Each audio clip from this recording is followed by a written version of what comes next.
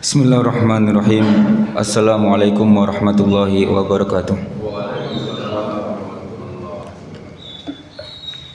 Innal hamdalillah nahmaduhu wa nasta'inuhu wa nastaghfiruh wa na'udzu billahi min syururi anfusina wa sayyiati a'malina.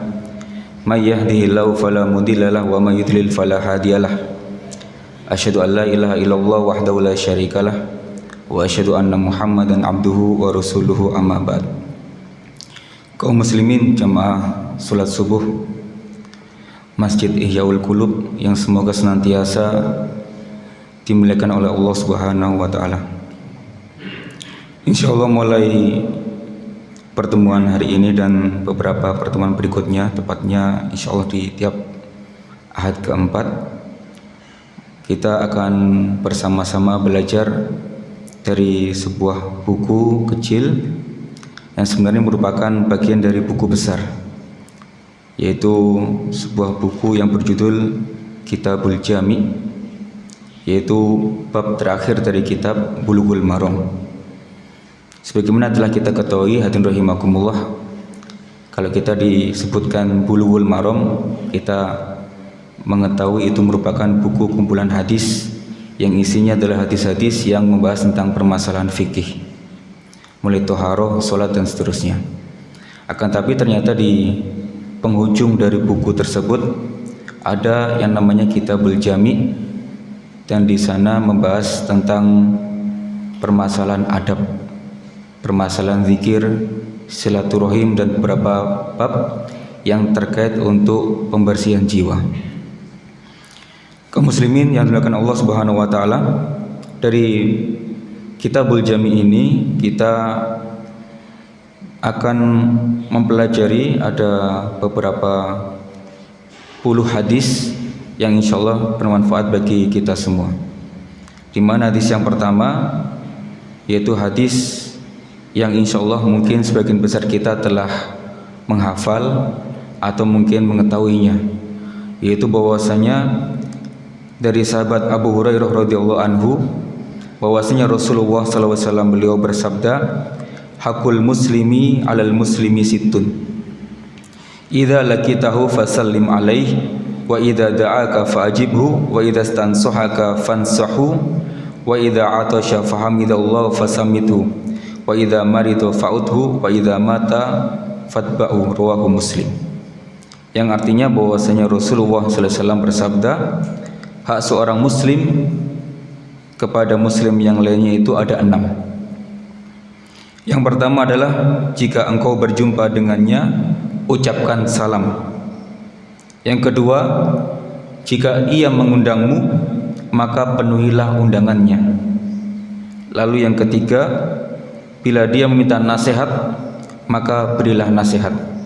Kemudian yang keempat, jika dia bersin, maka mengucapkan alhamdulillah, maka bacakan untuknya yarhamukallah. Dan jika dia sakit, maka jenguklah, dan jika dia meninggal dunia, maka antarkanlah jenazahnya. Kaum muslimin yang dimuliakan Allah Subhanahu wa taala, hadis ini berisi 6 hak seorang muslim. Dan tentu menjadi pertanyaan bagi kita, apakah hak seorang muslim itu terbatas hanya 6 saja? Maka ini sifatnya adalah bukan pembatasan, akan tapi ini merupakan penegasan dan perhatian kepada kita sebagai kaum muslimin akan 6 hal tersebut. Ada hak kaum muslimin yang lainnya, akan tapi di sini Rasulullah memberikan penekanan dan titik fokus ada 6 hal yang harus kita perhatikan. Dan beliau mengatakan bahwasanya hak seorang muslim, jika disebutkan kata hak di sini, maka menunjukkan kepada kita ini perkara-perkara yang semestinya tidak ditinggalkan. Seorang muslim semestinya tidak meninggalkan 6 perkara tersebut. Dari 6 tersebut, jika nanti kita rinci, ada yang sifatnya wajib, ada yang sifatnya sunnah. Baik, kita masuk yang ke pertama, yaitu potongan hadis yang berbunyi, idza laqitahu fasallim alaihi. Jika engkau bertemu sesama kaum muslimin, maka berilah salam kepadanya. Kaum muslimin yang dimuliakan Allah Subhanahu wa taala, bahwasanya memberi salam merupakan amalan yang mulia. Jadi bertemu orang dimanapun, dalam kondisi bagaimanapun, kita mengucapkan salam, maka itu merupakan amalan yang sangat mulia. Karena Rasulullah SAW bersabda, la tadkhulul jannah hatta tu'minu. Kalian tidak akan masuk surga kecuali jika kalian beriman.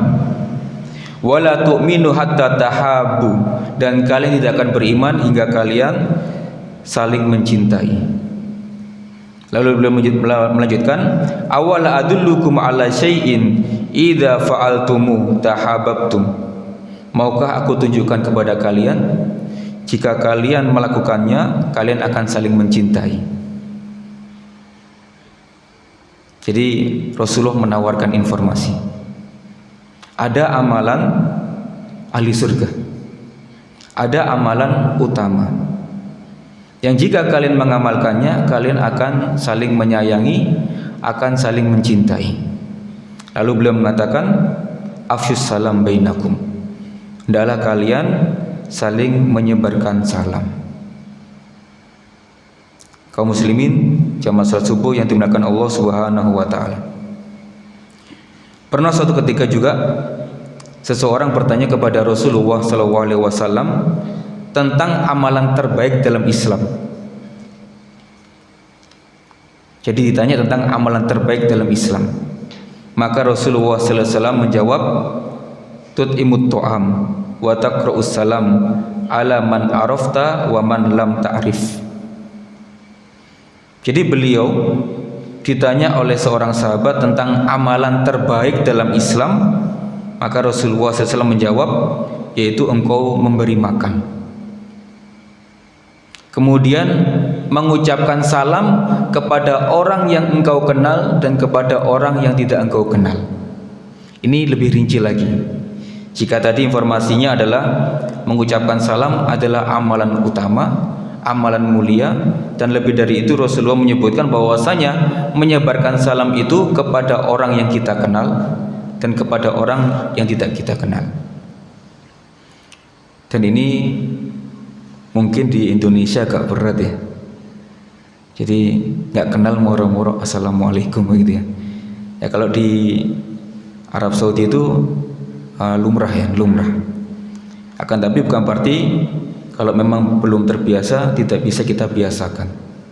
Kita tahu dia seorang muslim, ya kan, kelihatan ya dari pakaiannya atau kelihatan dari ciri-ciri yang lain, kita berikan salam walaupun mungkin kita nggak kenal.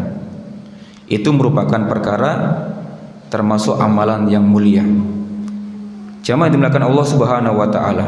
Bahkan lebih dari itu, kalau kita rinci lagi tentang hak muslim yang pertama, ketika Rasulullah SAW beliau memasuki kota Madinah, masuk ke kota Madinah, ya kan, untuk menyampaikan risalah dakwah di sana. Lalu kita perhatikan apa yang beliau sampaikan di antara konten-konten dakwah yang beliau sampaikan kepada penduduk Madinah. Dan ini diabadikan oleh seorang mantan pendeta Yahudi namanya Abdullah bin Salam. Beliau mengatakan bahwasanya lama qadiman Nabi sallallahu alaihi wasallam al-Madinah. Ketika Rasulullah sampai di kota Madinah, dan waktu itu Abdullah bin Salam melihat beliau, maka Abdullah bin Salam mengatakan, saat aku melihat wajah beliau, aku yakin bahwasanya beliau bukan seorang pendusta. Ini belum ya, belum masuk Islam ya. Kemudian wejangan pertama yang beliau sampaikan adalah ayuhan nas afsyus salam wa atimut ta'am wasilul arham wasallu bil laili wan nasu niyam tadkhulul jannata bis salam. Dari hadis ini Rasulullah menyebutkan ada beberapa amalan utama yang menjadikan seseorang masuk ke dalam surga. Yang pertama adalah beliau menyebutkan afsyus salam, menyebarkan salam. Kemudian yang kedua adalah memberi makan kepada orang lain. Kemudian yang ketiga wasilul arham, menyambung tali silaturahim. Kemudian yang berikutnya adalah wasallu bil laili wan nasu niyam, melaksanakan sholat malam ketika kebanyakan orang mereka meninggalkan sholat malam. Lalu yang terakhir adalah 4 perkara tadi. Jadi afsus salam, memberi makan, kemudian menyambung silaturahim, dan melaksanakan sholat malam. 4 amalan utama. Rasulullah kemudian menegaskan, tadkhulul jannata bisalam. Kalian akan masuk ke dalam surga dalam keadaan selamat. Jamaah yang dilakukan Allah Subhanahu wa taala. Saking pentingnya terkait masalah salam ini, pernah seorang sahabat yang bernama Ibnu Umar, Abdullah bin Umar radhiyallahu anhuma, ia mengajak namanya At-Tufail bin Ubay bin Ka'ab. Jadi anaknya Ubay bin Ka'ab diajak oleh Ibnu Umar untuk pergi ke pasar. Dalam perkiraan Tufail ini mungkin mau beli sesuatu. Maka akhirnya ketika Ibnu Umar memasuki pasar, ternyata beliau menyebarkan salam ke siapapun yang ia temui. Tua, muda, besar, kecil, kenal nggak kenal, diberi salam. Ibnu Umar ya. Lalu akhirnya mereka kembali. Kemudian Ibnu Umar kembali mengajak At-Tufail untuk pergi ke pasar lagi. Nah, Tufail mereka-rekain ya, ini mau belanja apa? Ya, atau seperti yang kemarin. Maka Tufail mengatakan, bukankah sebaiknya kita kalau ngobrol di sini aja? Anda pun juga nggak ada niat ketika ke pasar di sana beli atau mencari sesuatu. Ya, karena pengalaman kemarin ya, itu menjadi informasi bagi At-Tufail. Maka Ibnu Umar mengatakan, wahai Tufail, kita ke pasar memang hanya untuk nyebar salam, dan kita akan nyebar salam kepada siapapun yang kita temui. Ini ya menunjukkan kepada kita hak kaum muslimin yang pertama adalah menyebar salam, dan saking pentingnya menyebar salam ini diaplikasikan dengan totalitas oleh Ibnu Umar. Monggo jamaah yang mungkin mau nyoba ke Matos ya, ke Matos atau ke pasar mana di sana nggak beli, ngajak istri atau siapa, kemudian ke sana ternyata nggak jadi sesuatu. Semata-mata adalah untuk menyebar salam. Atau nanti Pak Farid ya pulang, ayo nyebar salam ya. Kira-kira kemana ya? Ke tempat di sana ada keramaian. Ini adalah hak kaum muslimin yang pertama. Baik, hadirin rahimakumullah. Hak kaum muslimin yang kedua adalah wa idza da'aka fa'ajibhu. Jika kita mendapatkan undangan, saya ulangi lagi, jika kita mendapatkan undangan, maka penuhilah undangan tersebut. Jadi undangan, ada undangan sampai kepada kita, maka hak dia atas kita adalah kita hadiri undangan tersebut. Datang ya, datang ke sana, kemudian hadir, kemudian yang menikmati sajian ya, jika memang di sana ada sajian-sajian yang disiapkan karena undangan tersebut. Mungkin ada pertanyaan, kalau nuruti undangan ya pakai ya gitu ya, apalagi tokoh ya, tokoh kemudian juga dikenal di masyarakat, undangannya banyak. Maka jawabannya dalam hal ini memang ada rincian. Undangan itu banyak ya. Jadi undangan makan, undangan hadir itu ada macam-macam. Ada yang namanya walimatul urus, undangan pernikahan ya. Ada yang namanya walimah khitan. Ya, dua ya, sudah kepikiran gitu kan. Nuruti dua undangan ini sudah macam-macam. Ada yang ketiga yaitu walimah karena pindahan rumah. Jadi dari blok mana pindah ke blok mana ya gitu. Kemudian yang berikutnya walimah akikoh. Ada undangan makan karena ada anak lahir di hari ke-7, undangan akikoh. Sudah ada 4 macam undangan. Ada yang berikutnya yaitu walimah karena seseorang pulang safar dalam waktu yang lama. Sekian bulan nggak pulang, kemudian pulang undang tetangga dan orang-orang yang dikenal. Ada yang berikutnya yaitu undangan syukuran, ya karena naik pangkat, lulus, wisuda, kemudian sembuh dari penyakit. Ini macam-macam undangan. Ini kalau dituruti semua tiap hari undangan, ya nggak apa-apa ya, kan ada makannya ya. ya. Akan tapi bukan di situ rahimakumullah. Ini sifatnya adalah ada perkara yang memang undangan wajib, ada yang sifatnya undangan itu sunnah.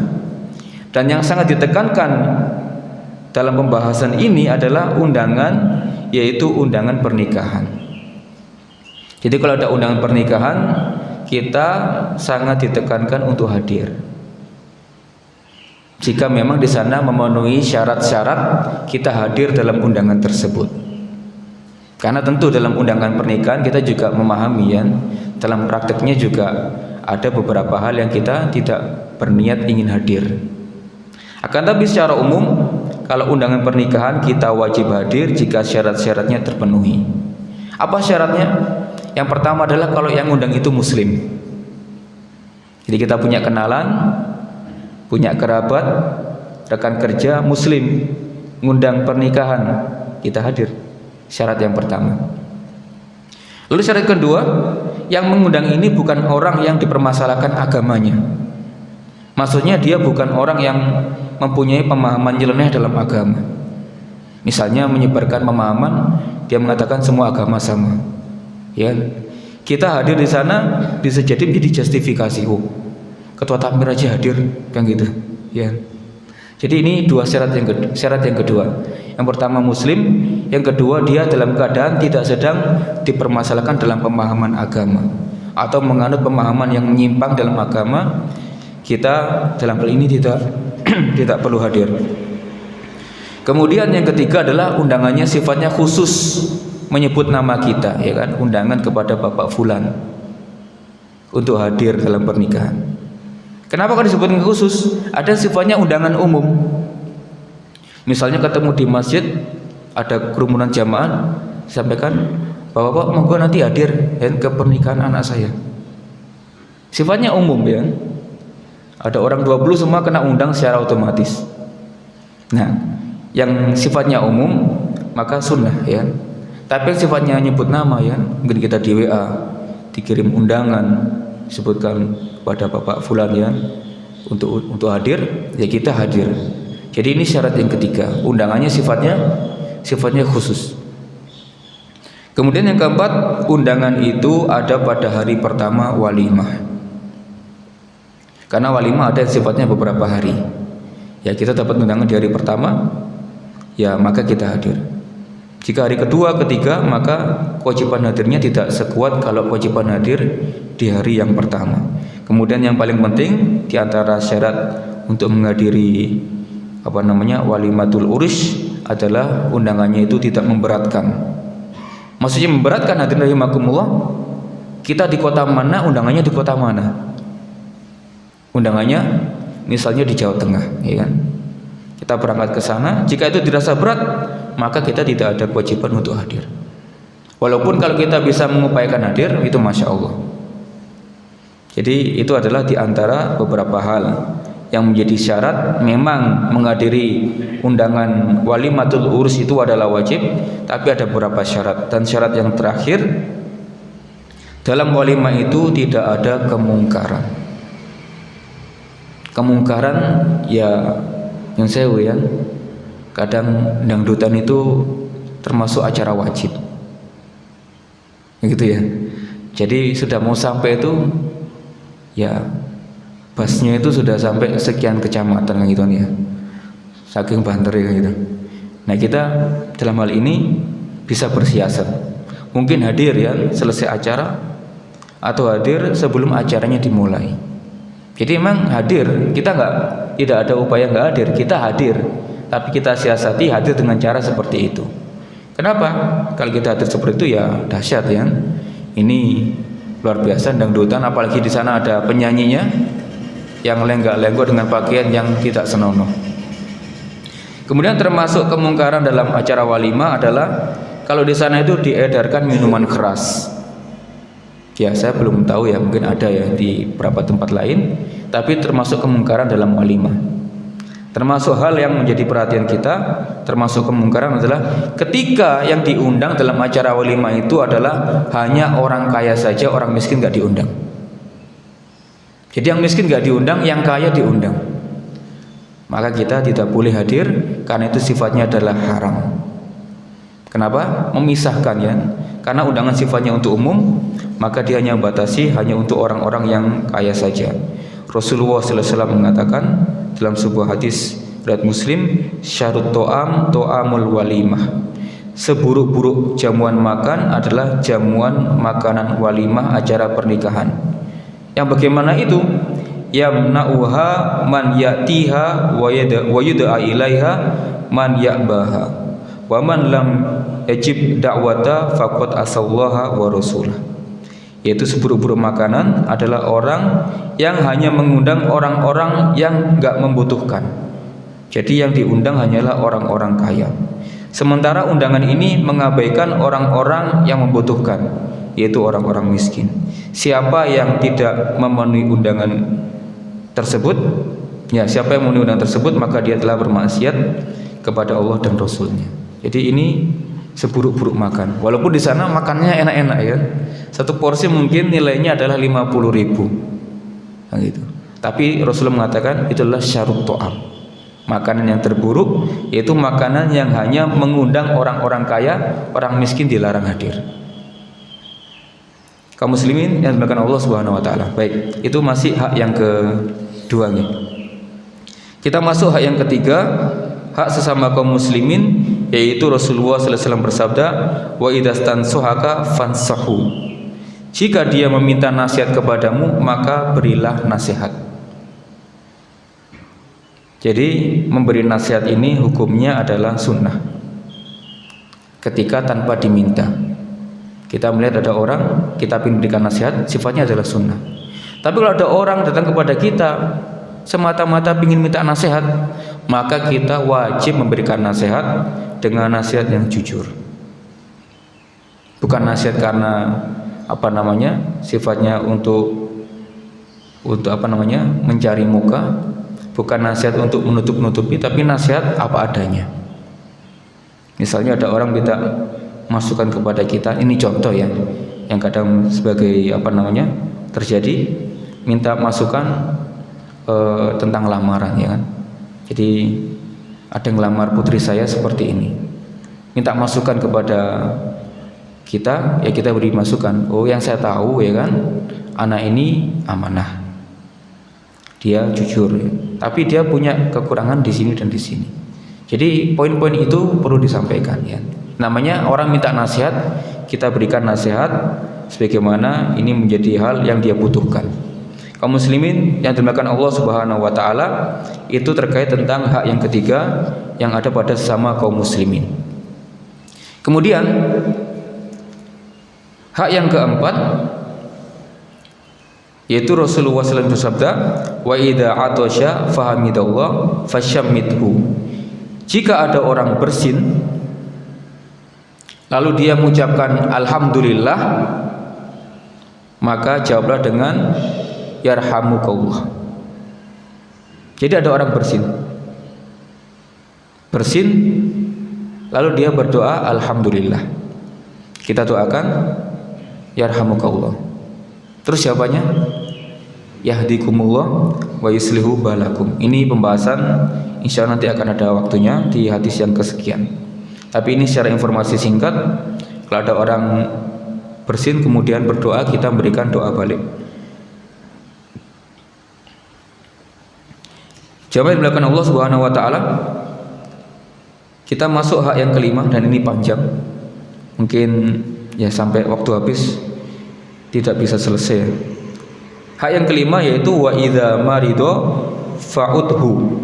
Jika dia sakit, maka jenguklah orang tersebut. Jadi kalau ada orang sakit, maka Rasulullah memberikan kepada kita informasi tentang hak beliau, yaitu hendaklah kita mengunjungi orang tersebut. Nah, mengunjungi orang sakit ini hukumnya adalah fardu kifayah. Selama ada yang mewakili, maka yang lainnya itu terwakili. Jadi ada orang yang menjenguk tadi, maka yang lainnya pun sudah tercukupkan. Walaupun kalau menjenguk lagi tidak ada masalah. Jadi menjenguk orang sakit ini merupakan salah satu keindahan agama Islam. memberikan perhatian tentang support, ya, tentang support atau dukungan secara moral tentang seseorang yang sakit. Kaum muslimin yang dimuliakan Allah Subhanahu wa taala, terkait masalah sakit ini ada beberapa hal yang ingin kita sampaikan dalam majelis yang mulia ini, bahwasanya ketika seseorang mengunjungi orang yang sakit, itu ada manfaat bagi orang yang mengunjungi dan ada manfaat bagi orang yang dikunjungi.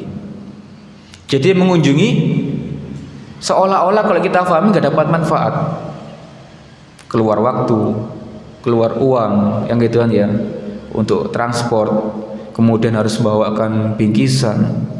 Seolah-olah pemahaman secara umum adalah orang yang mengunjungi itu mereka nggak dapat manfaat. Yang dapat manfaat jelas yang sakit, dapat kunjungan sehingga akhirnya mereka mendapatkan kekuatan lagi. Tapi kalau kita mempelajari dalam syariat Islam, ini adalah syariat yang merupakan syariat yang sangat indah. Sehingga kalau kita rujuk dalam buku yang lainnya, yaitu yang ditulis oleh Syekh Abdurrahman bin Nasir As-Sa'di, beliau memberikan sekian banyak informasi bahwasanya semua ajaran Islam itu adalah mengandung keindahan. Salat mengandung keindahan, puasa ada keindahannya, zakat, haji ada keindahannya, bahkan berjihad di jalan Allah pun mempunyai keindahan. Maksudnya keindahan apa? Mempunyai hikmah yang agung, yang itu memang berasal dari Allah Subhanahu wa taala. Nah, faedah untuk orang yang menjenguk, hadirin rahimakumullah, faedahnya adalah dia akan mendapatkan pahala yang sangat banyak. Masih terlalu umum informasinya ya. Pahala yang banyak itu gimana? Ya. Maka kalau kita lihat dalam sebuah hadis, bahwasanya Rasulullah sallallahu alaihi wasallam bersabda, hadis ini diriwayatkan oleh Ibnu Majah, disahihkan oleh Syekh Albani. Beliau bersabda, "Man ata akhahul muslim aidan masya fi khurafatil jannah hatta yajlis." Siapa yang mengunjungi saudara sesama muslim dan dia berjalan, maka seakan-akan ia berjalan sambil memetik buah-buahan di surga hingga ia duduk. Jadi berangkat dari rumah sampai ke misalnya rumah sakit ya, atau mungkin dia sakitnya di rumah. Dalam perjalanan itu seolah-olah dia sambil memetik buah-buahan surga. Sampai apa? Sampai dia duduk. Fa idza jalasa qamaratur rahmah. Jika dia telah duduk, maka rahmat Allah akan meliputi orang tersebut. Sudah dua ya. Ini belum ngomong ya. Jadi perjalanan ada nilai manfaat, kemudian duduk ya, selama duduk itu 1 jam ya. Selama itu dia diliputi rahmat dari Allah. 5 jam. Oh, kesuwen ya, jangan ya. Orang sakit nggak boleh lama-lama ya gitu. Ya. Fa in kana ghudwah, ketika dia mengunjungi pagi hari, shalla alaihi sab'una alfa malakin hatta yumsi. Ketika dia mengunjungi pagi hari, maka 70.000 malaikat akan mendoakan orang ini sampai sore hari. Jadi paling 10 menit ya. 10 menit singkat pulang ya. Jadi berangkatnya ada nilai manfaat, duduknya diliputi rahmat. Kemudian dari kejadian itu malaikat sebanyak 70.000. Siapa di sini yang punya follower 70.000 ya? Ya. Instagram ya. Ya. Itu pun siapa mau mendoakan ya? Enggak semuanya, kadang cuma follow aja. 70.000 malaikat mendoakan untuk orang ini. Kalau datangnya pagi hari. Kalau sore hari, maka malaikat akan mendoakan orang ini sampai pagi hari berikutnya. Nah, monggo setelah ini mungkin tugas takmir ya, mendata ya jamaah yang sakit ya, kemudian membuat jadwal kunjungan ya. Kenapa? Ini Masya Allah ya, kelihatannya sepele. Jadi kegiatan takmir itu mengadakan pengajian. plus mengadakan jadwal kunjungan jamaah yang sakit. Wah, ini ya usul aja ya. Masalah nanti di ACC ya itu kebijakan takmir.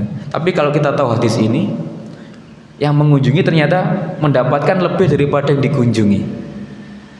Yang sambang lebih banyak pahalanya, lebih banyak manfaatnya dibandingkan yang disambangi. Itu satu sisi tentang keutamaan untuk orang yang mengunjungi orang sakit. Dan manfaat bagi orang yang menjenguk yang sakit adalah dia akan menjadi orang yang pandai bersyukur. Kita sekarang alhamdulillah sehat, tapi akan merasakan alhamdulillah aku waras ya ketika kita melihat orang lain yang sakit. Itu nilai manfaat ketika kita berkunjung kepada orang yang sakit. Dan ada pepatah yang sangat bagi saya bermakna ya. Jadi kesehatan itu adalah mahkota yang ada di kepala orang sehat dan hanya bisa dilihat oleh orang-orang yang sakit. Gitu ya. Jadi ini ada mahkota ini mahal ya. Tapi yang sehat nggak tahu kalau dia megang mahkota. Dan orang-orang sakit lihat tuh enak ya duit. Dia mempunyai mahkota yang luar biasa. Kaum muslimin yang dimuliakan Allah Subhanahu wa taala, itu nilai manfaat bagi orang-orang yang mengunjungi orang sakit. Lalu apa manfaatnya bagi orang yang sakit? Yang jelas dia akan merasakan diperhatikan. Alhamdulillah ya, selama ini ada yang memperhatikan saya. Ternyata koncoku iki seono ya. Saya mengira teman-teman saya itu menjauh kalau saya sakit. Ternyata alhamdulillah ya, teman satu pengajian, teman satu masjid, warga satu RT ya kan, Pak RW datang, ini merasa diperhatikan luar biasa. Kemudian ketika ada orang dikunjungi itu, yang sakit akan merasakan imunnya naik, mendapatkan kekuatan lagi untuk mempertahankan sehingga dia ingin segera sehat. Kemudian tentu saja orang yang sakit akan didoakan oleh orang-orang yang menjenguk. Masa kita menjenguk cuma bawa ya seperangkat alat sholat bukan ya, membawa ya makanan atau buah gitu ya. Tapi tentu ada doa-doa sana ya. Tohur insyaallah lekas sembuh ya, syafakallah. Doa-doa yang bagus yang didengarkan oleh orang sakit itu kalimat-kalimat mahal semua itu. Hadirin rahimakumullah. Itulah manfaat yang dirasakan oleh orang yang mengunjungi dan manfaat yang didapatkan oleh orang-orang yang sakit. Jadi semua pihak, kedua belah pihak itu mendapatkan manfaat atas kegiatan mengunjungi orang yang sakit. Ini adalah sebuah amalan yang utama, sepilih sederhana mungkin selama ini sering kita menganggap biasa, tapi ternyata kalau kita lihat dalam beberapa dalil, beberapa hadis, maka itu perkara yang luar biasa. Ada hadis yang lainnya, hadis dari sahabat Jabir bin Abdillah, bahwasanya Rasulullah SAW bersabda, man ada maridun khada fir rahmah, siapa yang mengunjungi orang sakit maka dia menyelami rahmat. Jadi nggak dapat aja nyelam ya. Jadi semua anggota tubuhnya, fisik non fisik itu mendapatkan rahmat dari Allah. Jadi kelelep dengan rahmat. Hatta idza qa'ada istaqarra fiha. Sampai dia duduk maka akan ditetapkan rahmat baginya. Disebutkan dalam riwayat lainnya, riwayat Imam Ahmad, disebutkan ya Rasulullah hadas sahih alladzi ya'udul marid. Wahai Rasulullah, jelas ini pahala untuk orang sehat yang mengunjungi orang sakit. Fal marid malahu, bagi orang yang sakit wahai Rasulullah apa keutamaannya? Rasulullah mengatakan tahuddu anhu dzunubuhu, penyakitnya akan menggugurkan dosa-dosanya. Selama dia sakit, maka selama itu pula dosa-dosanya akan digugurkan oleh Allah Subhanahu wa taala. Bukan berarti akhirnya kita nggak ingin sembuh ya. Itu tak suwe-suwe no ya loro nih, jangan ya. Kita tetap diperintahkan untuk ikhtiar sembuh, karena itu merupakan perkara yang bisa kita manfaatkan untuk maslahat agama yang lainnya. Kaum muslimin yang diberkahi Allah Subhanahu wa taala, mungkin Setelah ini kita bersemangat untuk sambang orang sakit ya. Tapi pesan saya, mohon kita menjaga adab-adab kalau kita mengunjungi orang sakit. Ada etikanya, sebagaimana tadi ada syarat-syarat kalau kita mengunjungi walimah. Apa adabnya? Yang pertama, cari waktu yang pas. Ya, jangan sambang jam 10 malam ya. Ya, sempatku jam 10 Mas ya. Ya iya jam 10 ya sempat ya, tapi ya jangan ya. Ya. Jadi sambang menjenguk orang sakit, mencari waktu yang pas. Kita harus memastikan dia ketika kita kunjungi dalam keadaan tidak istirahat. Karena istirahat dikunjungi kan, ini kira-kira gimana ya? Perasaan yang dikunjungi itu sudah kan? Ya kadang ada kedongkolan ya. Kita butuh istirahat karena sakit, ternyata ada kewajiban harus menerima tamu, ya kan, yang mengunjungi. Kemudian yang berikutnya, jika memang ternyata kalau kita berkunjung sudah dicari waktu yang pas misalnya ya, ternyata dia istirahat, maka di sini kita titip salam kepada keluarganya dan tolong disampaikan kepada beliau, kami telah mengunjungi tadi pas istirahat, ya kan? Jadi langsung mungkin ada respon yang balik, loh kok gak dibangunkan kayak gitu kan, seperti itu. Karena itu adalah sudah memenuhi, yaitu adab yang pertama, mencari waktu yang pas. Kemudian yang kedua, di antara adab yang perlu kita perhatikan adalah bertanya tentang kondisinya. Bagaimana tentang kesehatan, bagaimana perkembangan. Kalimat sederhana tapi itu penting. Dan itu dilakukan oleh Rasulullah SAW, ya kan, kepada sahabat Sa'ad bin Mu'adz. Jadi sahabat bin Mu'adz ini, beliau ikut perang Khandaq, kena panah, sehingga dirawat oleh seorang yang bernama Rufaidah. Dan Rasulullah ketika melewati Sa'ad di waktu sore, Sa'ad ditanya, bagaimana kondisimu di sore hari ini? Kemudian ketika pagi hari ditanya, bagaimana kondisimu pagi hari ini? Jadi tiap lewat ditanya kabarnya bagaimana. Kelihatannya sepele ya, menanyakan bagaimana perkembangan. Nah ini adalah di antara adab yang perlu kita perhatikan. Yaitu yang kedua, yaitu bertanya tentang kondisi perkembangan kesehatan. Kemudian yang ketiga, kita perlu mengingatkan kepada yang sakit ini tentang keutamaan orang yang sakit. Ini penting ya, jangannya sebaliknya. Wingi ono sing loro kowe awakmu mati ya gitu. Berat ya.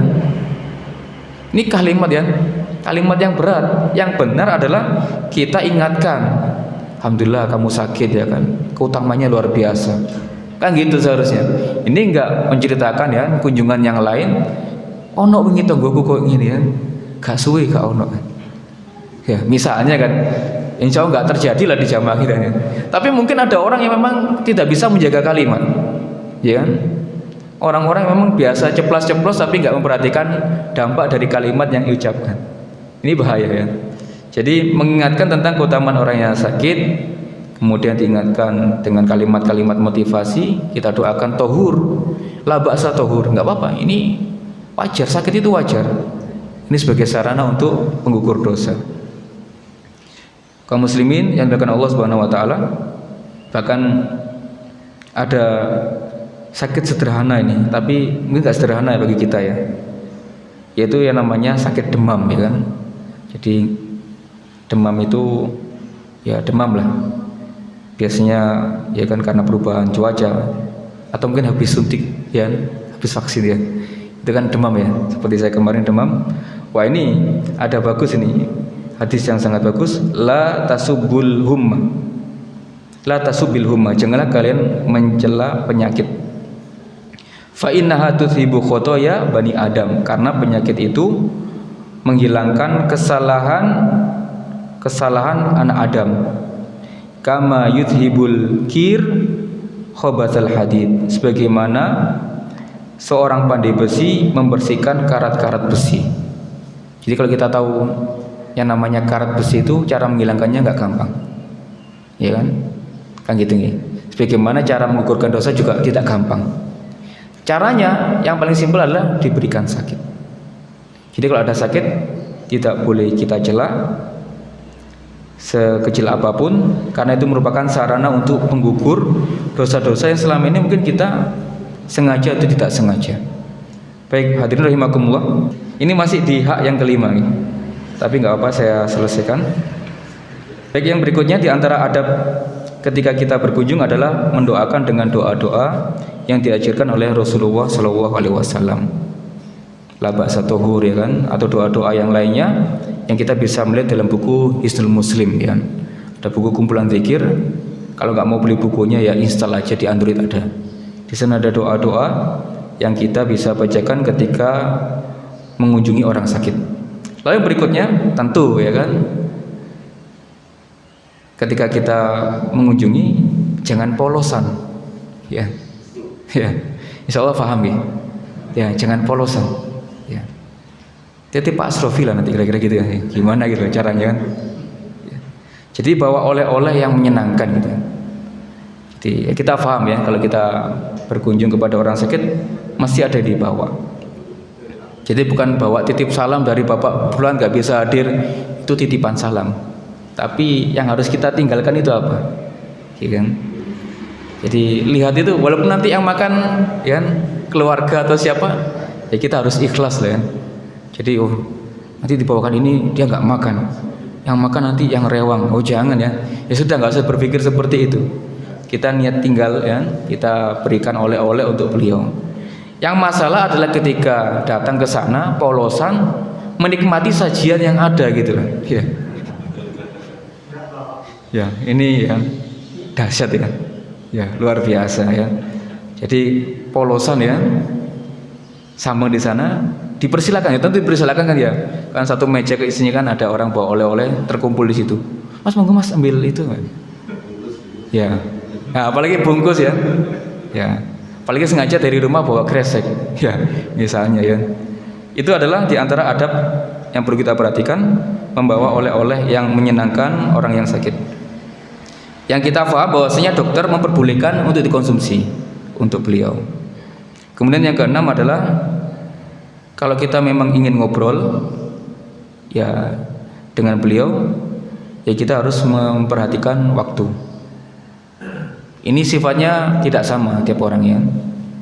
Kalau orang umum ya sifatnya singkat bisa. Tapi kadang ada sahabat lama nggak ketemu, kan gitu. Ya monggo kalau mau lama, tapi lama sedikit ya, nggak ada masalah. Karena kita khawatirnya kalau kelamaan dia akhirnya ngedrop. Yang seharusnya untuk istirahat, ya kita ajak cerita ya, cerita perjalanan kemarin ke Gunung Bromo misalnya, beberapa tahun yang lalu kan, terus kejadian dulu waktu kuliah, waktu kita ngawali usaha bareng, cerita lama ya. Memang menarik dengan kondisi waktu itu, diskusi, ngobrol dengan orang yang sakit, tapi kita harus menjaga ya, secukupnya lah ya. Kalau memang kita ditahan, jangan pulang dulu, ya kita berikan waktu porsi secukupnya. Karena memang dia di situ memang untuk apa? Untuk istirahat. Kaum muslimin yang bukan Allah Subhanahu wa taala, dan yang paling penting adalah jangan bosen sambang ya. Maksudnya apa? Maksudnya ada orang yang sakit sudah tahunan. Ketika bulan pertama sakit, yang mengunjungi nggak ada habisnya. Setahun berikutnya pengunjung itu ya adalah, tapi nggak banyak. Kan ada orang yang sakitnya tahunan ya, sakit tahunan, diuji oleh Allah dengan sakit tahunan. Ya kita mengunjungi di momen awal, kita juga kunjungi di sekian bulan berikutnya ya, sebagai bentuk support, dukungan dari kita kepada beliau. Dan terus kita sampaikan informasi-informasi tadi, doa-doa yang baik dan seterusnya. Kemudian di antara adab yang perlu kita ingatkan, yang perlu kita perhatikan dalam masalah ini adalah memberikan harapan untuk sehat. Karena kita nggak tahu apakah dia ini menjadi orang yang pesimis ataukah dia memang ingin sembuh. Dan kita ingatkan banyak kisah seperti kisah Nabi Ayub ya kan. Selama 7 tahun diuji oleh Allah sakit, ya kan, dengan sakit yang secara nalar nggak bisa sembuh. Akan tapi itulah Allah Subhanahu Wa Taala, Allah Asy-Syafi, ketika berkehendak ingin menyembuhkan maka sembuh. Dan yang paling penting kesembilan adalah di antara adab ketika kita berkunjung orang sakit, mengingatkan sholat. Ya, kita ingatkan sholat. Karena namanya sakit kadang lalai dalam masalah sholat. mungkin juga malas dalam mengerjakan sholat, sehingga akhirnya kita ingatkan sholat karena khawatir beliau mungkin dalam keadaan lalai dalam hal tersebut. Dan tentu dengan cara yang ma'ruf ya, dengan cara yang lembut sehingga dia tidak merasakan tersinggung. Karena itu fenomena di antara kaum muslimin, mereka ketika sakit sudah plus sholatnya, ya kan? Jadi sholatnya sudah ditinggalkan sama sekali, alasannya sakit. Nah, kita ingatkan, sholat merupakan kewajiban dan bisa dikerjakan dengan ya cara yang kita bisa lakukan. Gak bisa duduk ya dengan cara berbaring, kayak gitu. Gak bisa wudu, tayamum. Ya, semua kemudahan dalam Islam itu bisa kita sampaikan kepada beliau. Kaum muslimin yang berkenan Allah Subhanahu wa taala, itu masih hak yang keberapa? Hak yang kelima. Hak yang keenam yaitu Rasulullah mengatakan wa idza mata fatba'hu. Ketika dia meninggal maka ikutilah jenazahnya. Untuk poin ini ngapunten juga panjang ya. Saya izin untuk saya sampaikan di kesempatan pertemuan berikutnya insyaallah. Boleh nggih? Atau dipaksa habis? Ya. Katanya 615 kok Buyari. Jangan ya. Mohon maaf ya. Ada keterbatasan waktu yang saya harus menghormati hal tersebut. Kiranya demikian untuk pertemuan hari ini. Jika ada pertanyaan bisa disampaikan ke takmir yang gitu. Disampaikan ke saya ya. Insya nanti ya kalau ada kesempatan kita jawab. Kiranya demikian untuk pertemuan perdana, semoga menjadi ilmu yang bermanfaat bagi kita semua. Kiranya kita perhatian lagi dengan ajaran-ajaran Islam yang sederhana, tapi itu ternyata merupakan keindahan agama Islam. Mari kita akhiri dengan doa kafaratul majlis. Subhanakallahumma bihamdika asyhadu an la ilaha illa anta astaghfiruka wa atubu ilaik. Assalamualaikum warahmatullahi wabarakatuh.